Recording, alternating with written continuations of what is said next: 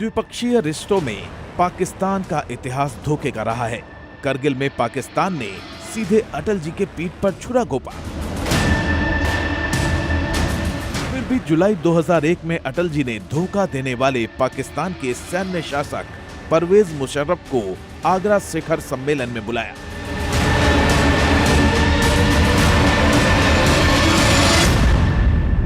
इस सम्मेलन पर जब अटल जी ने संसद में भाषण दिया, तब इशारों इशारों में पाकिस्तान से लेकर देश के बंटवारे तक पर अपनी सोच साफ कर दी। शिखर वार्ता के दौरान एक छोटी सी घटना हुई। मैं नहीं जानता मुझे उसका उल्लेख करना चाहिए या नहीं।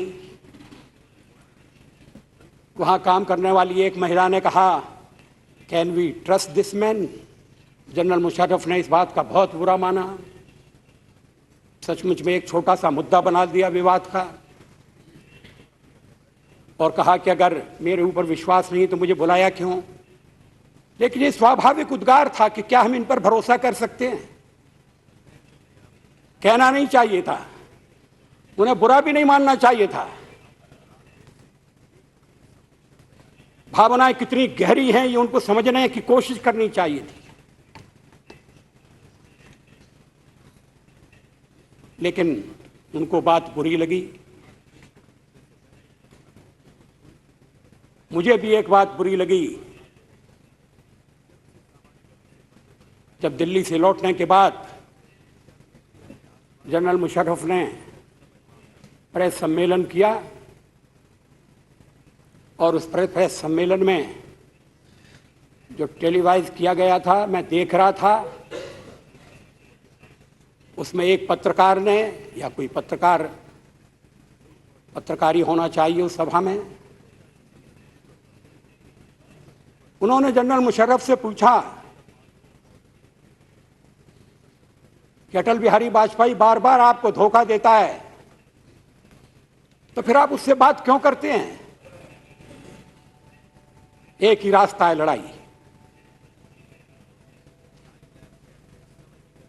जैसे हमने यहां अपनी महिला को समझाया कि शिष्टाचार के अंतर्गत ये नहीं आता है, हमने मेहमान बुलाए हैं, अतिथि देवो भव। अब जैसा भी अतिथि हो,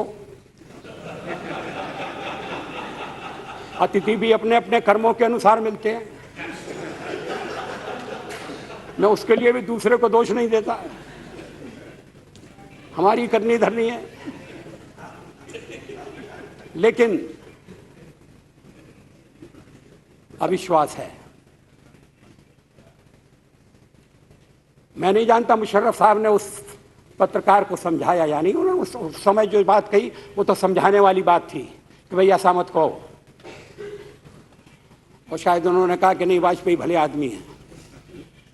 पता नहीं मैं कितना भला हूं, कब भला होता हूं, कब बुरा हो जाता हूं। मैं अविश्वास की बात कर रहा था। कश्मीर की जनता अपनी इच्छा से भारत के साथ मिली है, संविधान के अनुसार मिली है। ये बंधन अटूट है।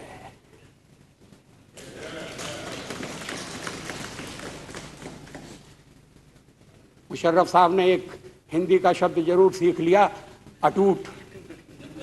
अटूट बंधन है, आप कहते हैं अटूट बंधन है। हमने कहा आप इसको समझ नहीं सकते, आपके लिए हथियारों का खेल है, आपके लिए ये मजहब का तकाजा है।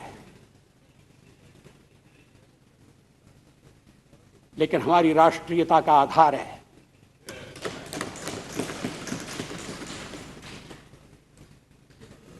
अब मजहब के आधार पर हम दूसरी बार हिंदुस्तान को बंटने नहीं देंगे। जी न्यूज़।